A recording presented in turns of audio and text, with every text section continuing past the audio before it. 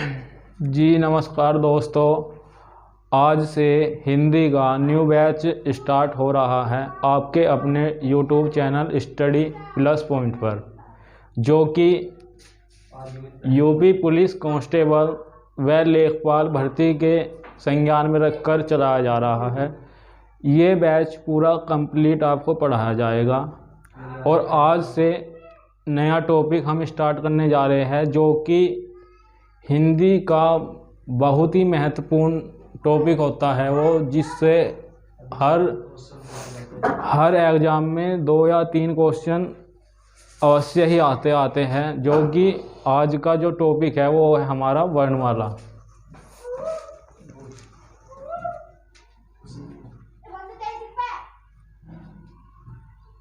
वर्णमाला वर्णमाला में हम जानेंगे पहले कि वर्ण क्या होता है और अक्षर क्या होता है और ध्वनि क्या होता है।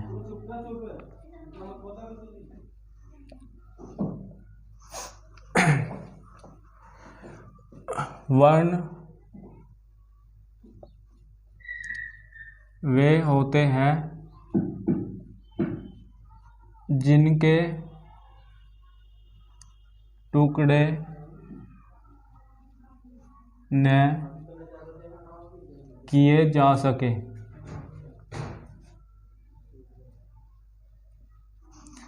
जैसे कि क, ख और ए, आ। अक्षर वे होते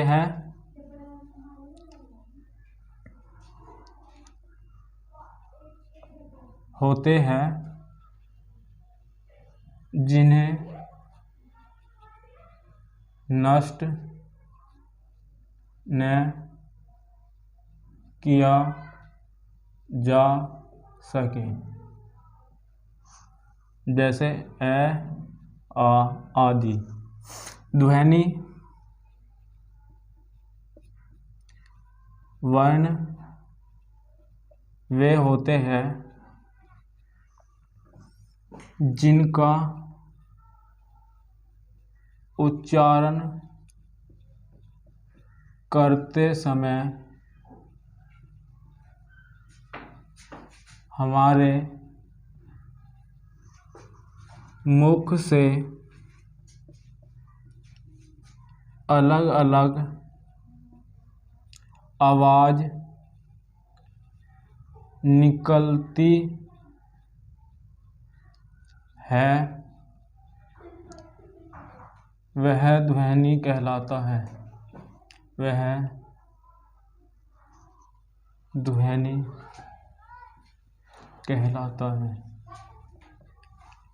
कहलाती है। जैसे कि ए और कै। ए की अपनी अलग आवाज़ है और कै की अपनी अलग आवाज़ है, इसलिए ध्वनि कहते हैं। एक क्वेश्चन हमारा यहाँ से बनता है कि भाषा की लघुत्तम या सबसे छोटी इकाई क्या होती है।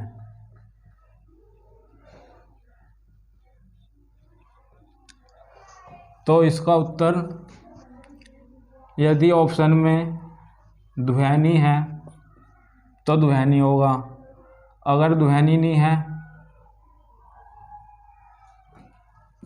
तो वर्ण होगा, अगर वर्ण नहीं हुआ तो अक्षर होगा।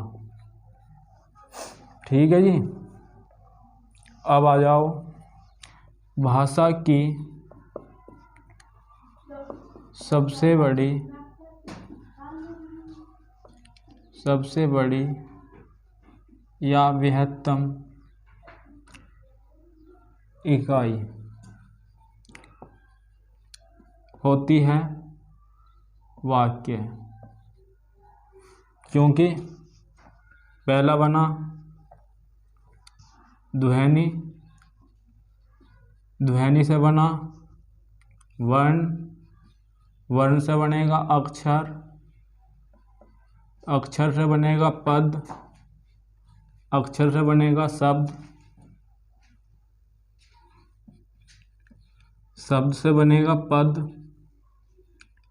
और पद से बनेगा वाक्य।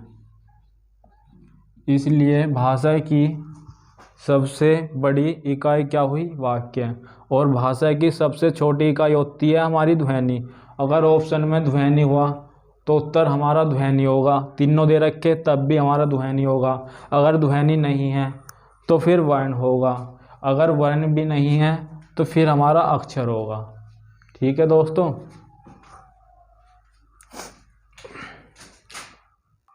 जी दोस्तों, अब देखो, अब पढ़ेंगे हम वर्णमाला की परिभाषा। परिभाषा देखेंगे, वर्णों के व्यवस्थित क्रम को वर्णमाला कहते हैं।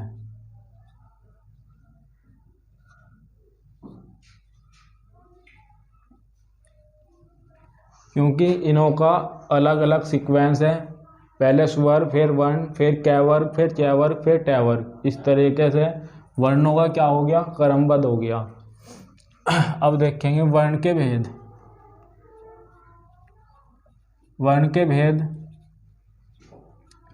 2 भी होते हैं और 3 भी होते हैं। अगर ऑप्शन में 2 और 3 दोनों मिला तो हमारा उत्तर होगा 3, अगर 3 नहीं है तो 2 उत्तर होगा। कौन कौन से? एक तो हो गया स्वर। स्वर की परिभाषा देखो, वे वर्ण जिनका उच्चारण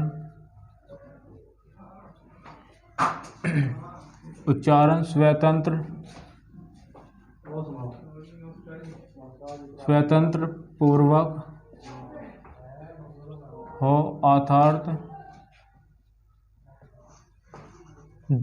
अर्थात जिनका उच्चारण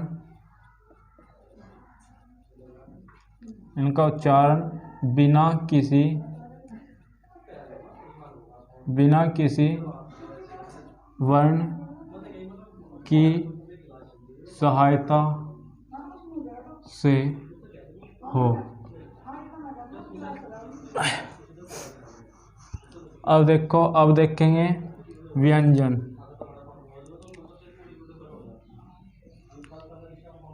वे वर्ण जिनका उच्चारण स्वर वर्ण की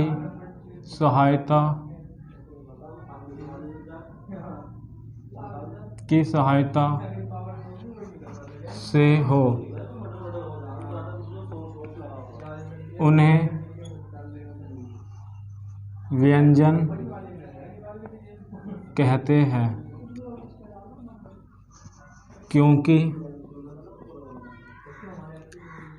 व्यंजन अपने आप में आधे वर्ण होते हैं। जैसे कै को आकर एक स्वर ने करा पूरा कै। अब देखो, तीसरा हो गया हमारा अयोग वा।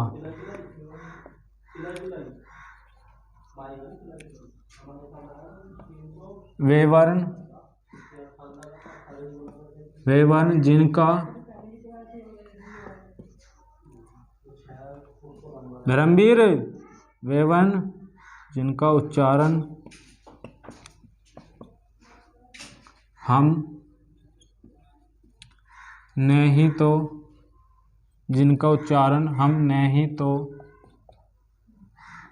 करते समय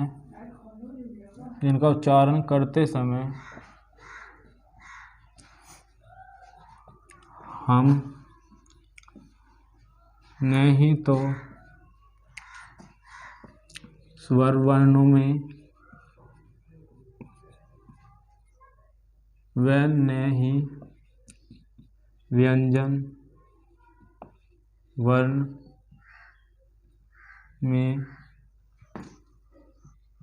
वर्ण में गिनते हैं, बल्कि इनका प्रयोग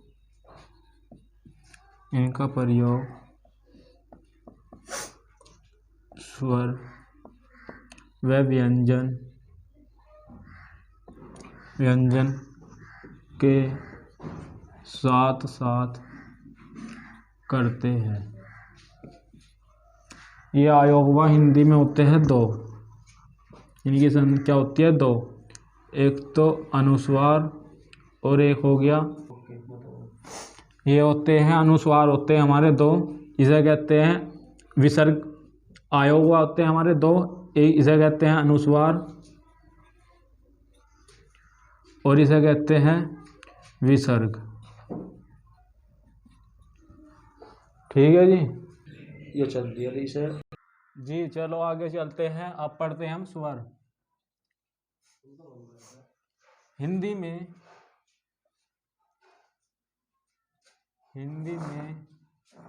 स्वरों की संख्या होती है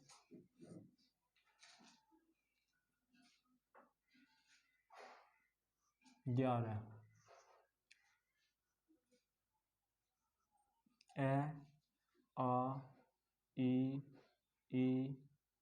उ, ओ, ए, उ, री, ए, आई, ओ, आओ। ये कुल हमारे टोटल 11 हमारे जो होते हैं हिंदी में स्वर होते हैं। 13 जो होते हैं वो होते हैं हमारे संस्कृत में, जिनका हम इनों में प्रयोग नहीं करते हैं। अब स्वरों के भेद होते हैं हमारे 4। कौन कौन से? पहला नंबर होता हमारा उच्चारण में लगने वाला समय या मात्रा के आधार पर भेद।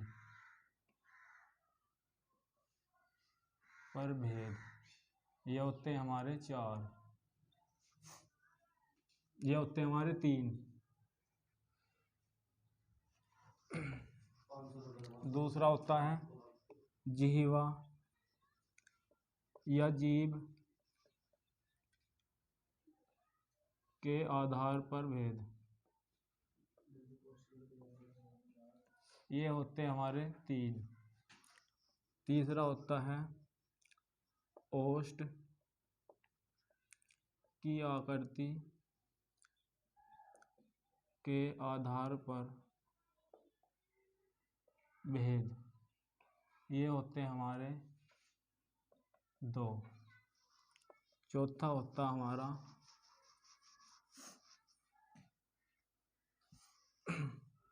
मुख द्वार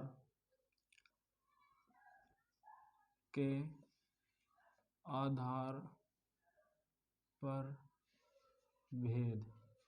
ये होता हमारा 4। ठीक है जी चलो आगे देखते हैं हम मात्रा व उच्चारण में लगने वाला समय के आधार पर भेद। ये होते हैं 3। कौन कौन से? हर्ष स्वर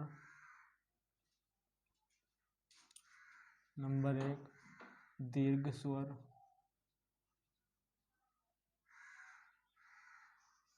नंबर 3, प्लुप्त स्वर। इन्हें क्या कह देते हैं हम? मूल स्वर भी कह देते हैं। इन्हें हम क्या कह देते हैं, एक मात्रिक। और इन्हें हम लघु स्वर भी कहते हैं। इन्हें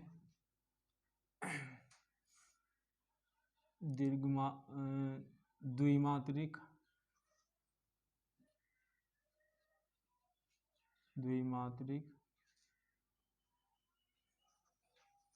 इन्हें ही हम द्विमात्रिक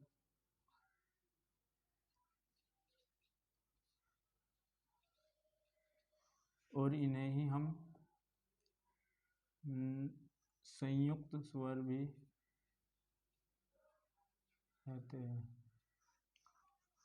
इसमें देखो ए, ई, उ, री, ये हमारे 4 वर्ण आते हैं।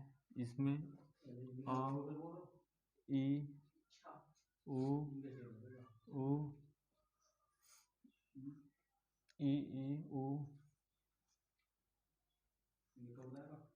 ए, आए, ओ, औ, ये आते हैं। और प्लुप्त में हमारा ओम आता है। देखो हर्ष स्वर किसे कहते हैं, जिन स्वरों का उच्चारण करते समय हमें कम समय लगता हो उन्हें हर्ष स्वर कहते हैं। मूल स्वर किसे कहते हैं, जिनकी सहायता से दूसरे स्वरों का निर्माण होता हो उन्हें हम मूल स्वर कहते हैं। एक मात्रिक स्वर किसे कहते हैं, जिन स्वरों का उच्चारण करते समय हमें एक मात्रा का समय लगता हो उन्हें एक मात्रिक स्वर कहते हैं। लघु स्वर भी, इन्हें हम छोटे स्वरों को लघु स्वर भी कहते हैं। दीर्घ स्वर किसे कहते हैं, जो मूल स्वरों के ही योग से दुगने ही योग से बने हो उन्हें दीर्घ स्वर कहते हैं। द्विमात्रिक किसे कहते हैं, जिन स्वरों का उच्चारण करते समय 2 मात्रा का समय लगता हो या हर्ष स्वरों से अधिक समय लगता हो उन्हें हम दीर्घ मात्रिक स्वर कहते हैं। संयुक्त स्वर किसे कहते हैं, क्योंकि 2 ही आपस में असमान स्वरों के योग से ही हमारे क्या बनते हैं, संयुक्त स्वर बनते हैं। वो अभी भी बताऊंगा मैं।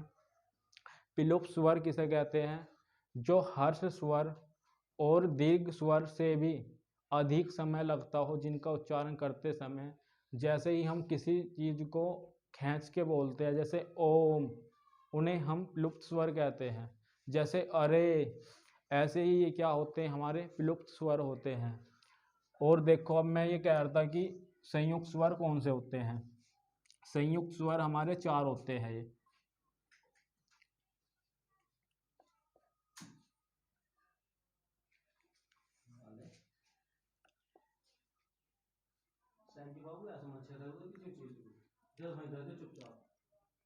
क्यों होते हैं, देखो जब इसे बनाएंगे तो ए प्लस ई के योग से बनता है, आई बनता है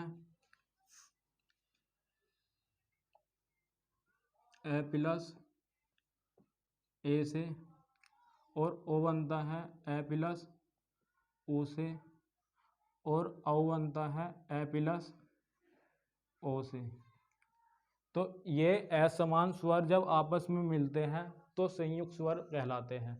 इनों की संख्या 4 होती है। अब इससे क्वेश्चन सबसे ज़्यादा बन के आ रहा है। पहले पूछे तो संयुक्त व्यंजन कौन से होते हैं, लेकिन अब पूछता है कि संयुक्त स्वर कौन से होते हैं। संयुक्त स्वर ये होते हैं क्योंकि ये असमान स्वर हैं और इनके आपस में योग से हमारा क्या बन रहा है, ये स्वर बन रहे हैं, इसलिए ये संयुक्त स्वर होते हैं।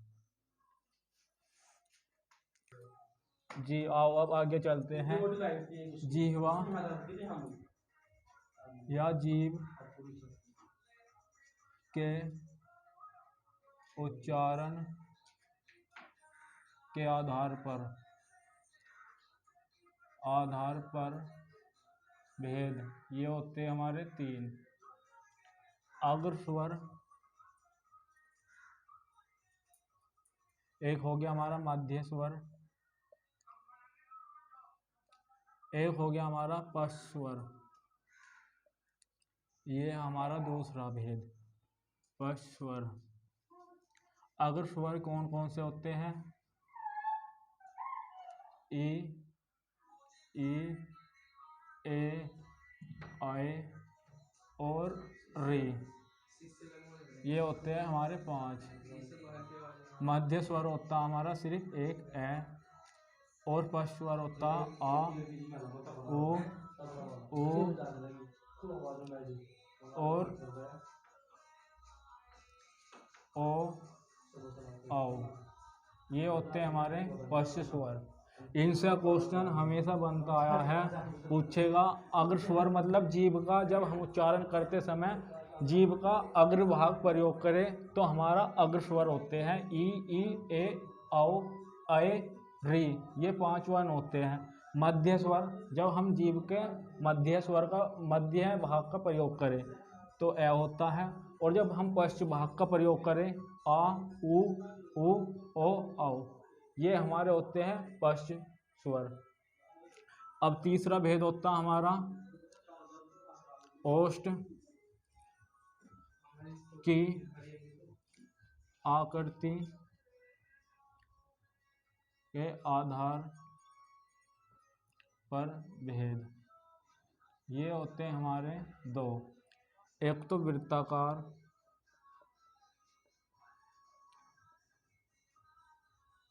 दूसरा होता हमारा अवृत्ताकार। ये होते हैं उ, ओ,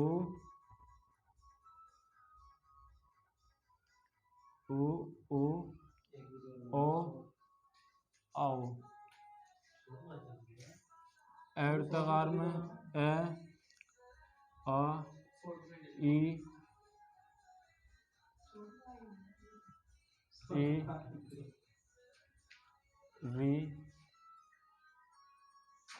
री, ए,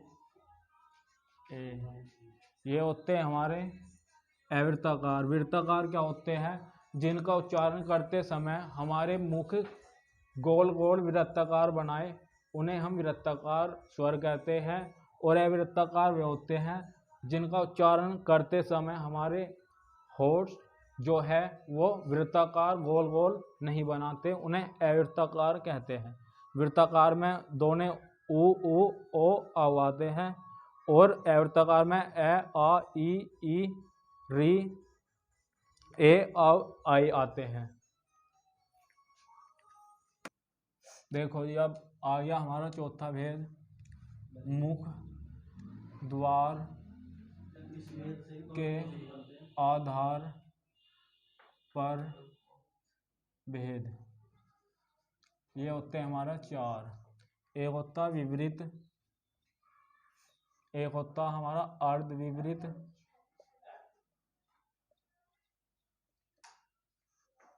एक, 2, नंबर 3 हमारा होता है संवित,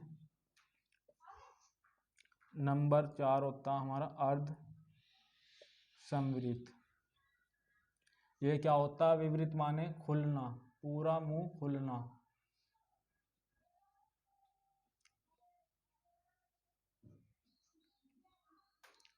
और इसमें होगा आधा खुलना।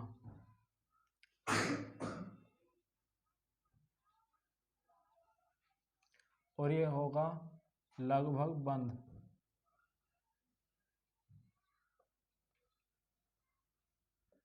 और ये होगा आधा बंद। इसमें आता हमारा आ, और इसमें आगा हमारा अर्धविपरीत में ए, औ, और संवृत में आएगा हमारा ई, उ।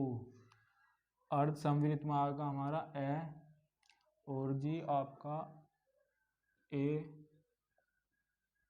औ, ओ। ये हमारे क्या होते हैं? विपरीत मुख के द्वार से जब हम अपने किसी भी स्वर का उच्चारण करते हैं तो हमारा मुख खुलने की आकृति कि मुंह आधा खुला है, पूरा खुला है, या आधा बंद है, या पूरा बंद है। तो जब हमारा विपरीत होगा तो विपरीत में आगा आ, जब हम विपरीत करेंगे, उच्चारण करेंगे तो मुख खुलेगा पूरा आ, तो हमारा विपरीत में आएगा आ। और अर्ध विपरीत माने आधा खुलना, तो उसमें आएगा हमारा आए और आओ।